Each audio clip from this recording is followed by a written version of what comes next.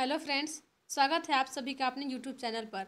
आज के इस वीडियो में हम साइंस के सीरीज़ को आगे बढ़ाते हुए केमिस्ट्री का एक इम्पोर्टेंट चैप्टर लिए हैं जिसका नाम है द्रव्य एवं उसकी अवस्थाएं। तो इस वीडियो में हम द्रव्य एवं उसकी अवस्थाओं से संबंधित महत्वपूर्ण प्रश्नों को हल करेंगे और ये सारे प्रश्न बहुत ही इंपॉर्टेंट हैं। तो आप इस वीडियो में लास्ट तक बने रहिए। चलिए शुरू करते हैं अपने वीडियो को। हमारा पहला क्वेश्चन है, पायस एक कोलाइड होता है। पायस एक कोलाइड होता है। आपका ऑप्शन है ए द्रव में गैस का, बी द्रव में द्रव का, सी गैस में द्रव का और डी ठोस में गैस का। तो आपका सही आंसर हो जाएगा ऑप्शन नंबर बी, द्रव में द्रव का। पायस एक कोलाइड होता है द्रव में द्रव का। पायस किसको कहते हैं? द्रव में द्रव का मिश्रण को पायस कहते हैं। तो पायस दो प्रकार के होते हैं, एक होता है WO और एक होता है OW। मतलब जल में ऑयल का मिश्रण और ऑयल में जल का मिश्रण। पायस दो प्रकार के होते हैं। जल में जल का मिश्रण पायस कहलाता है। ठीक है।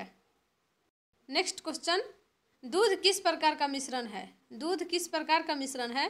तो आपका ऑप्शन है ए पायस, बी निलंबन, सी फोम और डी जेल।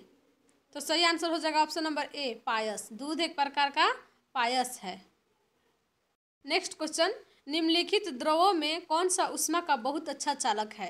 निम्नलिखित द्रवों में कौन सा ऊष्मा का बहुत अच्छा चालक है? तो आपके ऑप्शन है ए पारा, बी पानी, सी ईथर और डी बेंजीन। तो आपका सही आंसर हो जाएगा ऑप्शन नंबर ए पारा। द्रवों में, निम्नलिखित द्रवों में ऊष्मा का बहुत अच्छा चालक कौन है? तो सही आंसर हो जाएगा पारा। पारा जो है वो ऊष्मा का सबसे अच्छा चालक है, या इसको सुचालक भी बोल सकते हैं। उसके अलावा ये सब भी हैं लेकिन ये पारा से कम है। सबसे अधिक सुचालक है तो पारा है। नेक्स्ट क्वेश्चन, रासायनिक रूप से शुष्क बर्फ वस्तुतः क्या है? रासायनिक रूप से शुष्क बर्फ क्या है? आपका ऑप्शन है ए ठोस सल्फर डाइऑक्साइड, बी आसुत जल से बनी बर्फ, सी बर्फ तथा साधारण नमक का मिश्रण और डी ठोस कार्बन डाइऑक्साइड। तो सही आंसर हो जाएगा ऑप्शन नंबर डी ठोस कार्बन डाइऑक्साइड। शुष्क बर्फ क्या है? तो ठोस carbon dioxide. Next question, iodine और पोटेशियम क्लोराइड के मिश्रण से आयोडीन को पृथक किया जा सकता है। आयोडीन और पोटेशियम क्लोराइड के मिश्रण से आयोडीन को पृथक कैसे किया जा सकता है? तो आपके ऑप्शन है ए अवसादन द्वारा, बी निस्यंदन द्वारा, सी ऊर्ध्वपातन द्वारा और डी आसवन द्वारा। तो सही आंसर हो जाएगा ऑप्शन नंबर सी ऊर्ध्वपातन द्वारा। पोटेशियम क्लोराइड और आयोडीन के मिश्रण से आयोडीन को ऊर्ध्वपातन के द्वारा अलग किया जा सकता है। तो फ्रेंड, यहाँ पर एक सवाल खड़ा होता है कि ऊर्ध्वपातन विधि क्या है? ऊर्ध्वपातन विधि किसे कहते हैं? तो इसका आंसर हो जाएगा कि इस विधि से किसी मिश्रण से उन पदार्थों का पृथक्करण किया जाता है जो गर्म करने पर बिना द्रव अवस्था में परिवर्तित हुए सीधे गैसीय अवस्था में चले जाते हैं। मतलब किसी भी पदार्थ को गर्म करने पे वो गैसीय अवस्था में नहीं आके सीधे ठोस से गैस में चले जाते हैं। तो इस विधि को ऊर्ध्वपातन कहते हैं। इस प्रक्रिया से प्राप्त वाष्प को शीतल करके ठोस रूप में शुद्ध पदार्थ प्राप्त कर लिया जाता है। उदाहरण के लिए कपूर, शुष्क बर्फ, आयोडीन, नेफ्थलीन आदि का पृथक्करण। ठीक है। नेक्स्ट क्वेश्चन, अशुद्ध कपूर को शुद्ध किया जाता है। अशुद्ध कपूर को शुद्ध किया जाता है किस विधि के द्वारा? तो आपका ऑप्शन है ए ऊर्ध्वपातन द्वारा, बी क्रिस्टलीकरण द्वारा, सी प्रभाजी आसवन विधि द्वारा और डी भापीय आसवन द्वारा। तो सही आंसर हो जाएगा ऑप्शन नंबर ए ऊर्ध्वपातन द्वारा। जैसे कि हम अभी पिछले क्वेश्चन में बताए कि ऊर्ध्वपातन विधि के द्वारा कपूर, शुष्क बर्फ, आयोडीन, नेफ्थलीन आदि का पृथक्करण किया जाता है। तो अशुद्ध कपूर से शुद्ध कपूर कैसे प्राप्त करेंगे? तो ऊर्ध्वपातन द्वारा। नेक्स्ट क्वेश्चन, पेट्रोल से लगी आग को बुझाने में जल प्रभावित नहीं होता है क्योंकि? पेट्रोल से लगी आग को बुझाने में जल प्रभावी नहीं होता है क्यों?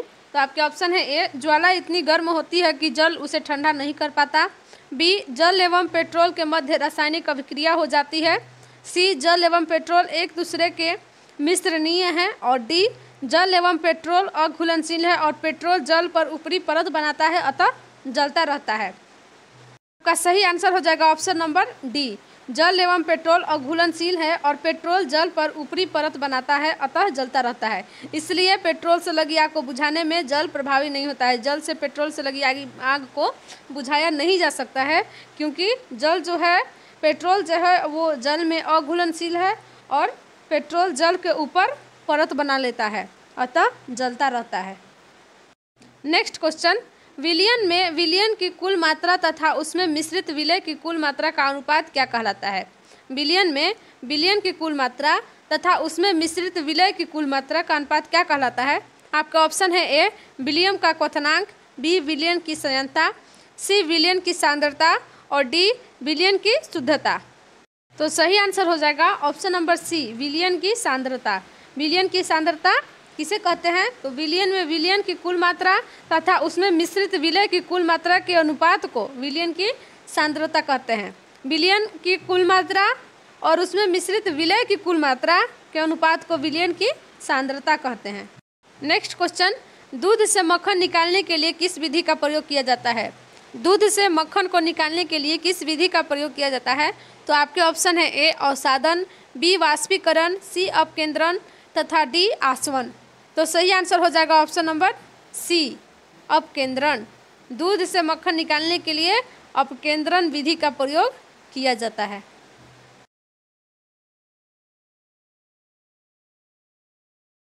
हमारा नेक्स्ट और आखिरी क्वेश्चन है, मिश्रण पृथक्करण की विधियां कौन कौन सी है? मिश्रण पृथक्करण की विधियां कौन कौन सी है? अर्थात मिश्रण को पृथक्करण करने के लिए, मतलब मिश्रण को एक दूसरे से अलग करने के लिए, अशुद्धियों में से शुद्ध पदार्थ को अलग करने के लिए कौन कौन सी विधि का प्रयोग करते हैं? तो चलिए हम देखते हैं। हमारा पहला विधि है क्रिस्टलीकरण। क्रिस्टलीकरण, तो क्रिस्टलीकरण किसे कहते हैं? तो आंसर हो जाएगा क्रिस्टलीकरण, यह किसी मिश्रण से ठोस विलय को पृथक करने की विधि है। मिश्रण को गर्म करने पर उसमें उपस्थित विलय पदार्थ रवेदार पदार्थ के रूप में पृथक हो जाते हैं और अशुद्धियाँ जो हैं वो विलयन में ही शेष रह जाती हैं। उदाहरण के लिए समुद्री जल से नमक का निर्माण करना। क्रिस्टलीकरण विधि के द्वारा ठोस विलय को पृथक किया जाता है। ठोस पदार्थों में से उनकी अशुद्धियों को उसमें रख के शुद्ध पदार्थ को बाहर निकाला जाता है, जिससे कि उपस्थित विलय पदार्थ रवेदार पदार्थ के रूप में होते हैं और वे पृथक किए जाते हैं और अशुद्धियाँ विलयन में ही रह जाती हैं। तो उदाहरण के लिए बता ही दिए, समुद्री जल से नमक का निर्माण करना, वो क्रिस्टलीकरण विधि के द्वारा ही नमक का निर्माण किया जाता है। नेक्स्ट विधि है हमारा आसवन विधि। तो आसवन विधि क्या है? इस विधि से दो या दो से अधिक भिन्न भिन्न क्वथनांकों वाले पदार्थों के मिश्रण को उबालकर उसमें उपस्थित विभिन्न घनत्व वाले द्रवों को पृथक किया जाता है। निम्न क्वथनांक वाले द्रव का वाष्पीकरण शीघ्र तथा उच्च क्वथनांक वाले द्रव का वाष्पीकरण धीमा होता है। दोनों द्रवों की वाष्पों को संघनित करके उन्हें शुद्ध रूप में एकत्र किया जाता है। उदाहरण के लिए कच्चे तेल से ईंधन के विभिन्न रूपों का पृथक्करण, एल्कोहल निर्माण, साबुन निर्माण उद्योग में स्पेंट लाई, ग्लिसरीन का शोधन आदि। आसवन की विभिन्न प्रक्रियाएं हैं, प्रभाजी आसवन, वाष्प आसवन, सरल आसवन आदि। विभिन्न प्रकार के वाष्पन जो विधि है इसकी विभिन्न प्रकार भी हैं, जैसे कि प्रभाजी आसवन, वाष्प आसवन, सरल आसवन इत्यादि प्रकार की विधियां हैं जिनसे द्रवों को पृथक किया जाता है। नेक्स्ट विधि है वर्ण लेखन। तो वर्ण लेखन क्या है, चलिए इसको जानते हैं। वर्ण लेखन विधि की खोज माइकल स्वेट ने की थी। इस विधि का प्रयोग भिन्न भिन्न अवशोषण क्षमता वाले तथा एक ही विलायक में घुलनशील विलय पदार्थों को पृथक करने के लिए किया जाता है। उदाहरण के लिए प्राकृतिक रंगों तथा डाई से वर्णकों का पृथक्करण। हमारा अगला नेक्स्ट विधि है हमारा वाष्पीकरण। वाष्पीकरण, तो चलिए वाष्पीकरण को देखते हैं। वाष्पीकरण क्या है? इस विधि से किसी द्रव में विलयन में घुलित ठोस विलय को पृथक किया जाता है। द्रव विलयन को गर्म करने पर उसमें उपस्थित द्रव विलायक का वाष्पीकरण हो जाता है तथा ठोस पदार्थ नीचे बैठ जाता है।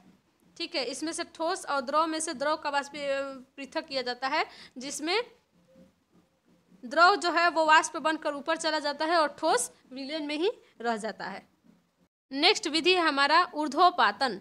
ऊर्ध्वपातन, तो ऊर्ध्वपातन किसे कहते हैं?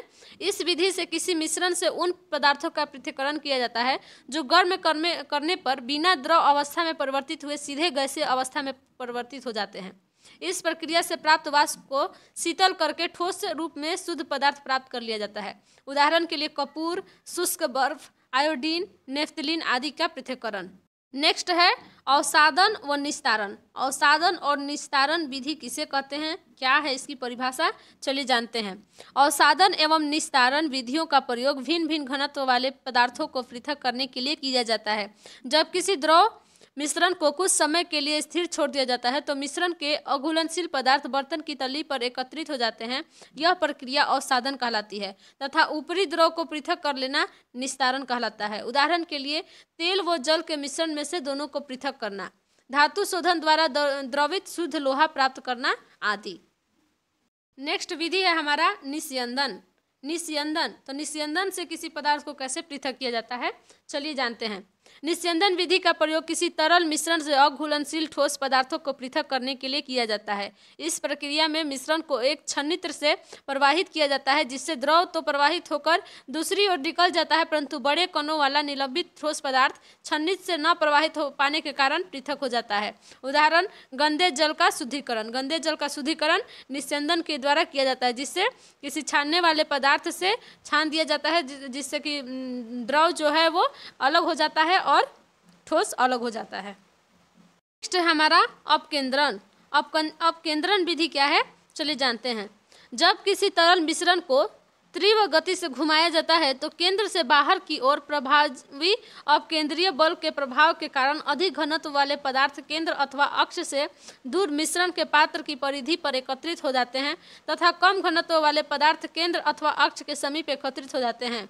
उदाहरण के लिए दूध से मक्खन निकालना, रक्त व मूत्र के परीक्षण के लिए विभिन्न संगठनों का पृथक्करण आदि। तो दूध से मक्खन निकालने के लिए अपकेंद्रीय विधि का प्रयोग किया जाता है। दोस्तों इसी के साथ हमारा ये वीडियो यहीं पर समाप्त होता है। आप सबको हमारा वीडियो कैसा लगा हमें कमेंट में बताइए। अच्छा लगा हो तो लाइक कीजिए और अपने दोस्तों के पास शेयर कीजिए। और यदि अभी तक आपने हमारे यूट्यूब चैनल को सब्सक्राइब नहीं किया हो तो प्लीज़ उसे जल्दी से सब्सक्राइब कर लीजिए। मिलते हैं नेक्स्ट वीडियो में, तब तक के लिए धन्यवाद। Thanks for watching.